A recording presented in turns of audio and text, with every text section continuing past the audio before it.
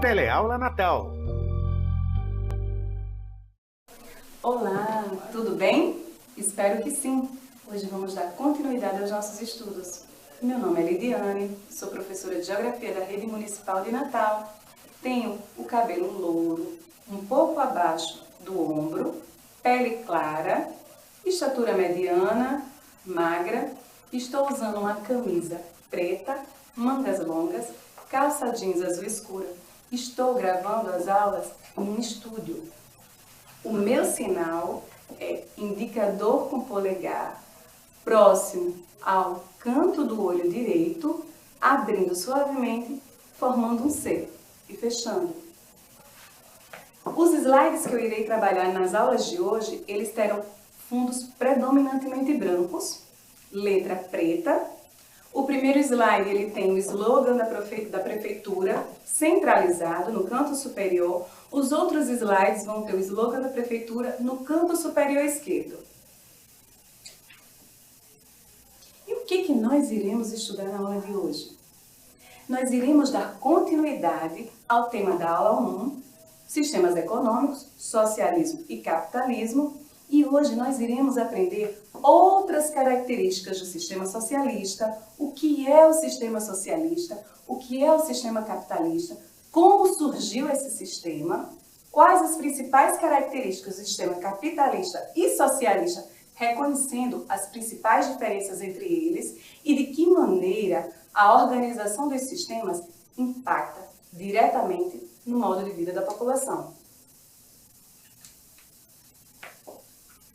Novamente, trouxe a imagem para vocês. Lembram da primeira aula, onde eu fiz um questionamento? Vamos retomar, porque ele será esmiuçado e discutido ao longo dessa aula. Nós temos à esquerda o símbolo cifrão, símbolo universal da moeda, do dinheiro, versus, do outro lado da imagem, à direita, um martelo cruzando com uma foice, representando a categoria dos trabalhadores, representando o sistema econômico socialista. E novamente eu retomo aquele questionamento. Será que são sistemas opostos? Será que falar que são sistemas opostos simplesmente vai dar conta de discutir a totalidade desses dois sistemas? Hoje nós iremos aprender, iremos discutir sobre isso. Então, vamos entender agora como é que esses dois sistemas se organizam? Sistema econômico capitalista. Trouxe para vocês uma imagem para vocês analisarem. O que vocês veem aí nessa imagem? Um grupo de pessoas reunidos ao redor de uma mesa dentro de uma empresa, né? Mas qual a relação com o capitalismo? Porque no capitalismo, uma das suas principais características é a economia de mercado. E o que é a economia de mercado? Como é que ela se caracteriza? Ela se caracteriza pela atuação das empresas. Como vocês observam na imagem aí, pela atuação das empresas. São as empresas que vão decidir quando, quanto e onde produzir. São elas que vão estabelecer o preço e as condições da circulação de mercadorias, através da lei da oferta e da procura. Lei da oferta e da procura? Sim, lei da oferta e da procura. O que é essa lei da oferta e da procura? Observem essa imagem. Nós temos aí uma balança pesando a procura e a oferta. O que isso quer dizer? Qual a relação da lei da oferta e da procura? Apesar de ter o título lei, não é uma lei, tá, gente? É um termo informal, não está prescrito na legislação. Significa que quanto maior, né, os preços da mercadoria, eles vão variar de acordo com a procura do consumidor e a quantidade do produto em oferta. Ou seja, se você tem um peso maior da procura e um peso menor da oferta, ou seja, pouca oferta e muita procura, o que acontece? O preço do produto sobe. Agora, se você, ao contrário, tem um peso maior da oferta, muito produto em oferta e pouca procura, o preço do produto vai cair. Vamos ver um exemplo claro disso? Vamos para a nossa realidade? Quem lembra do preço do álcool em gel antes da pandemia? Vocês lembram? Pois é. Antes da pandemia, observem nessa imagem, né? Eu trouxe para vocês, um álcool em gel, 500 ml, né, onde ele representa esses produtos de higiene que no início da pandemia foram muito procurados, não é isso? E estão sendo ainda. Então eu trouxe o álcool em gel porque ele é um dos produtos mais procurados ultimamente. Então o que aconteceu antes da pandemia? O álcool em gel, ele custava em torno de 7 a 9 reais, certo? Quando iniciou a pandemia, a procura por esse produto passou a ser grande. E o produto em oferta, o álcool em gel, não tinha o suficiente. A oferta era pouca. O que aconteceu? O preço do produto aumentou. Hoje, o preço do álcool em gel, ele gira em torno de R$17, R$25, ou seja, mais do que dobrou. Esse é um exemplo típico e claro da nossa realidade da lei da oferta e da procura. Lucro. Vamos observar aqui essa imagem? Nós temos um patrão pendurando o trabalhador, certo? De cabeça para baixo, né?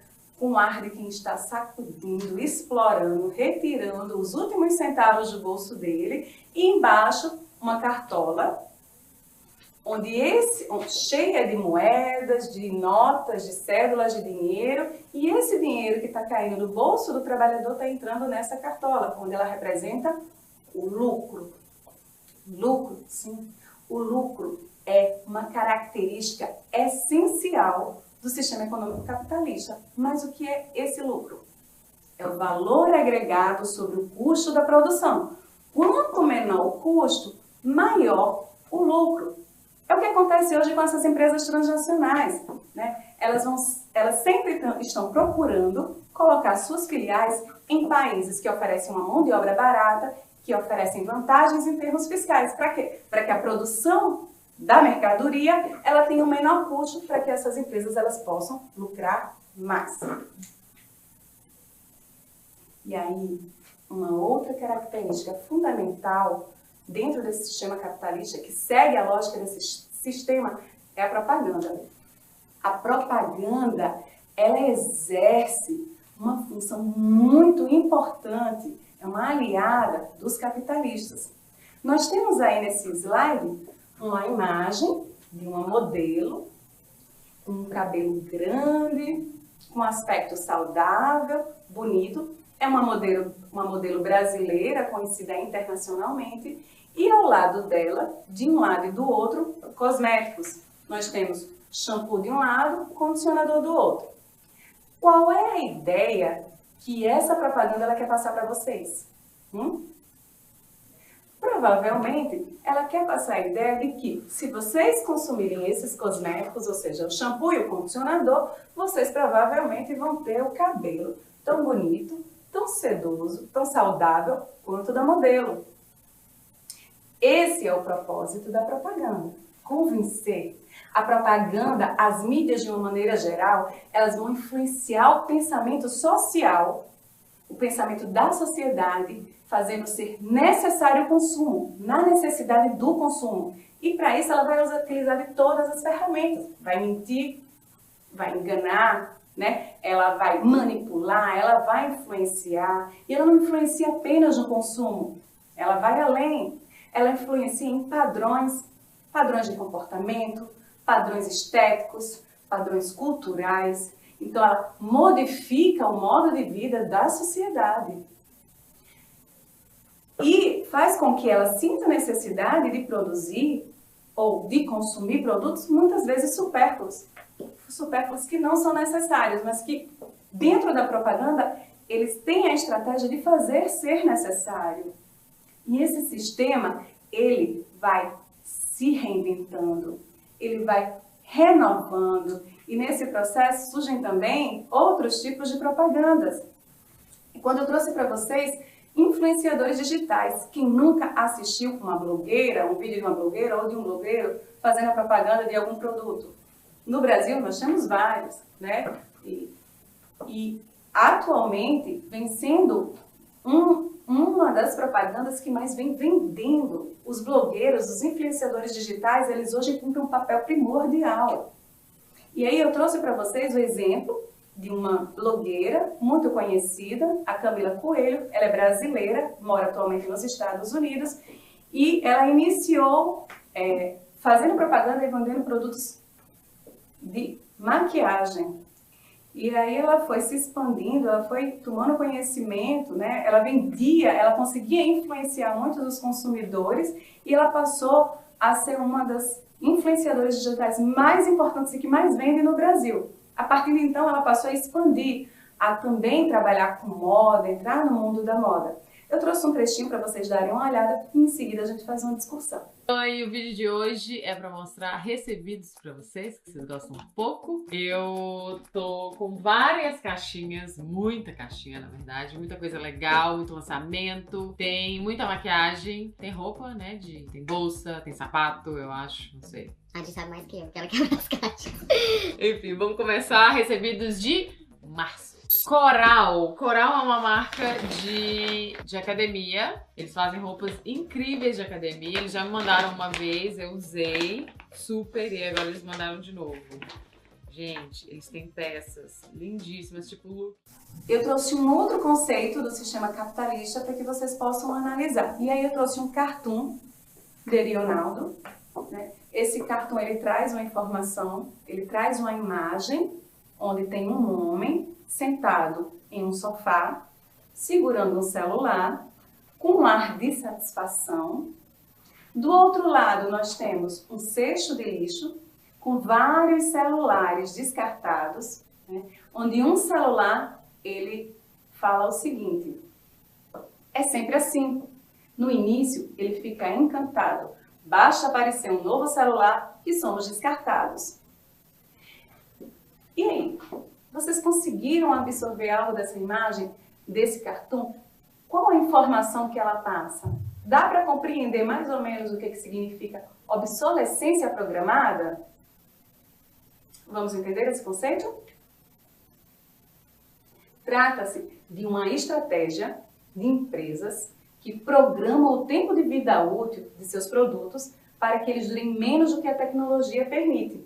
Assim, eles se tornam ultrapassados em pouco tempo, motivando o consumidor a comprar um outro modelo. Então, é estratégico, né? Se vocês forem conversar com pessoas mais velhas que estão ao seu redor e vocês perguntarem quanto tempo durava um computador, quanto tempo durava um eletrodoméstico, né? Uma televisão, por exemplo, enfim, possivelmente eles vão dizer que durava mais tempo. Isso, década de 90, início da década de 90.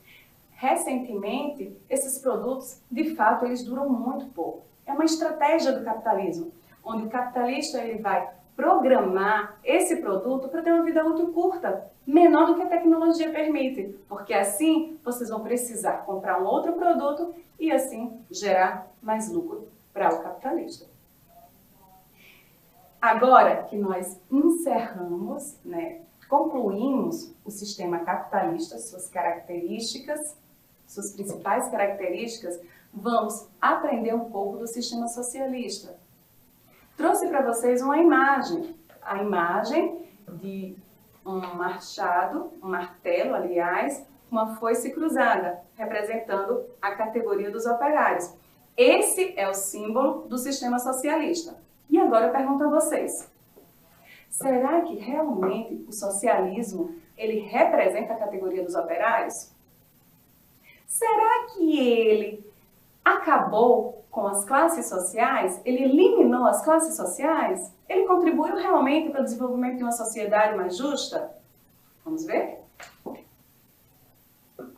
E aí, para que nós possamos entrar dentro da origem do pensamento socialista, entender como surgiu esse pensamento, eu trouxe uma imagem para vocês, para lembrar um pouco do que discutimos no período da segunda Revolução Industrial, aliás, no período da primeira Revolução Industrial, na segunda fase do capitalismo.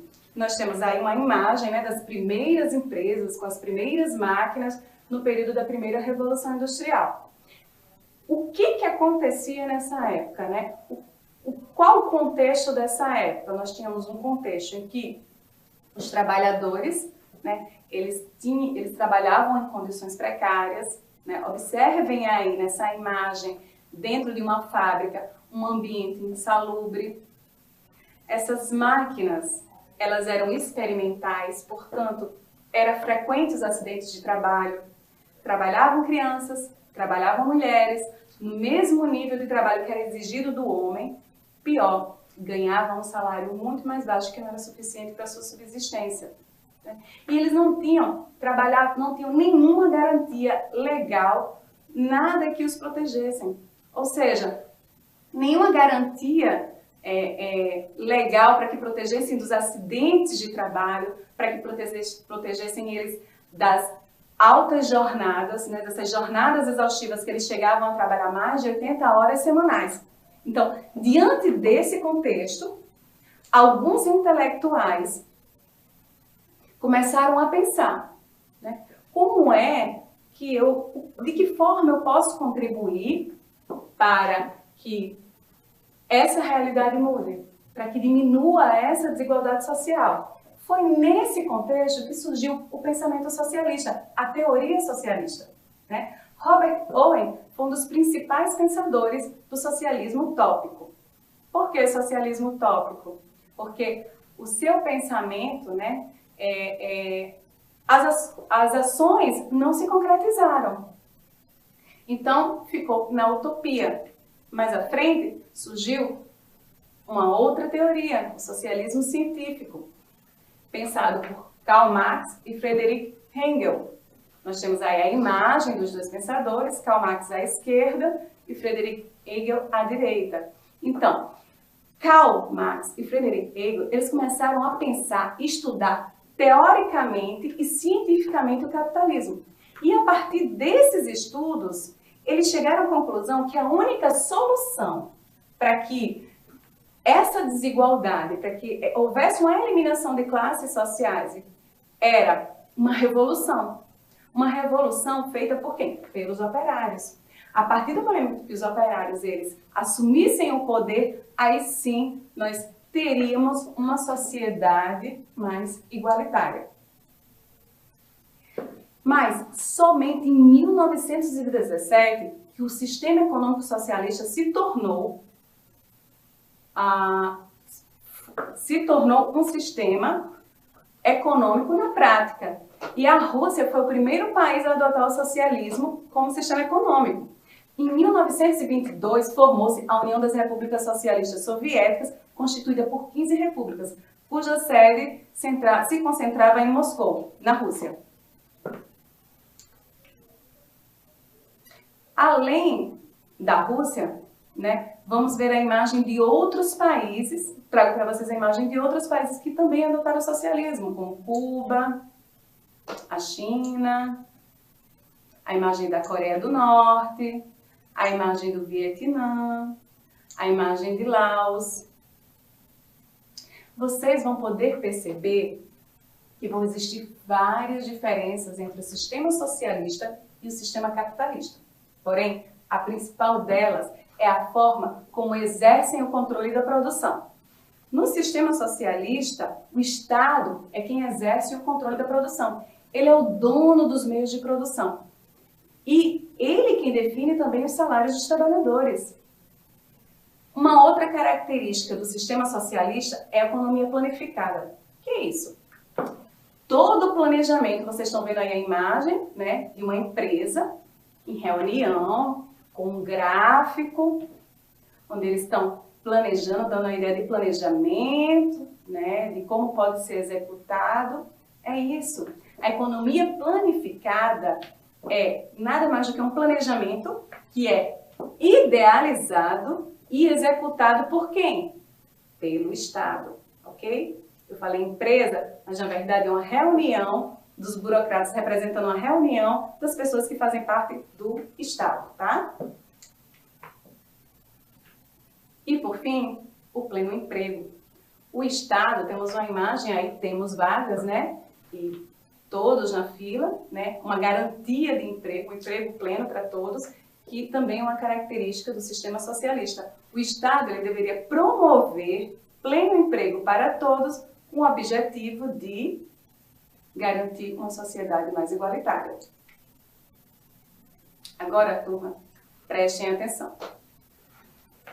Esse foi o socialismo idealizado, ok? Mas na prática, né, a forma como ele foi implementado não foi dessa forma. Pelo contrário, houve uma divisão de classes. De um lado, os burocratas estatais, do outro, a classe operária, certo? E os burocratas estatais, eles não permitiam que os trabalhadores tivessem participação ativa na política.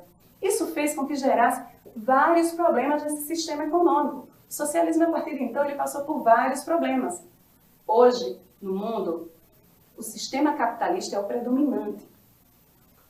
Porém, os poucos países que ainda seguem o sistema, ou tentam se manter no sistema socialista, eles enfrentam fortes problemas de se relacionarem com outros países.